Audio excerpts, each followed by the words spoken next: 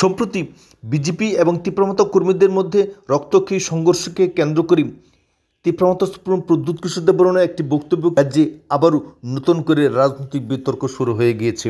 গতকাল আসারামবাড়িতে প্রধানমন্ত্রীর মন কি বাত অনুষ্ঠানে তীব্র আক্রমণ চালালো তীব্রমতা কর্মীরা। 30 থেকে 40 জন তীব্রমতা কর্মী এই মন কি বাত অনুষ্ঠানকে সম্পূর্ণভাবে লণ্ডভণ্ড করে দিয়েছে।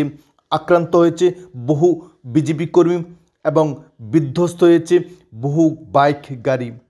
তীব্রমতা কর্মীদের আক্রমণের ফলে 4-5 জন কর্মী আহত হয়েছেন বলে দাবি করেছেন বিজেপি দলের নেতৃত্বরা।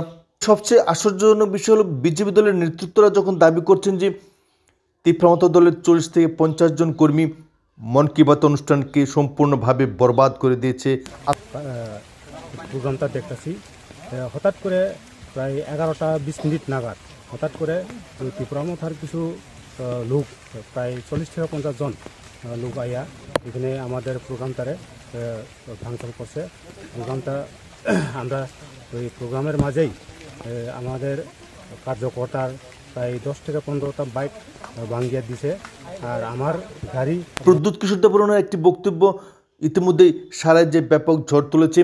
প্রদ্যুৎ কিশোর দেববর্মন স্পষ্টভাবে দাবি করেছেন যে বিজেপি কর্মীদের উপর আক্রমণ করেনি, বরং তিনি উল্টো দোষ চাপিয়েছেন সিপিএমের ঘাড়ে।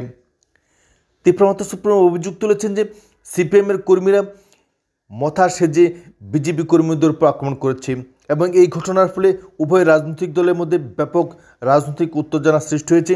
প্রদ্যুৎ কিশোর দেববর্মনের এই দাবিকে কেন্দ্র করে ইতিমধ্যেই রাজনৈতিক উত্তেজনা পারদ ক্রমশই ঊর্ধ্বমুখী হয়ে উঠছে।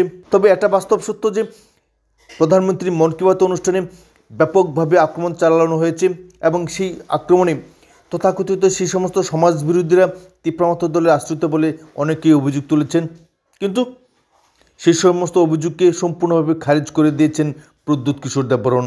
এবং এই ঘটনাকে কেন্দ্র করে ইতিমধ্যেই একটা বিষয় স্পষ্ট হয়ে যাচ্ছে যে বিজেপির প্রতি তীব্রমতার দুর্বলতা। বিজেপি ছাড়া যে তীব্রমতা দল ভবিষ্যতে এক পাও এগোতে পারবে না তা আবারও প্রমাণিত হয়েছে তীব্রমতা সুপ্রিমো প্রদ্যুৎ কিশোর দেববর্মনের এই বক্তব্য থেকে।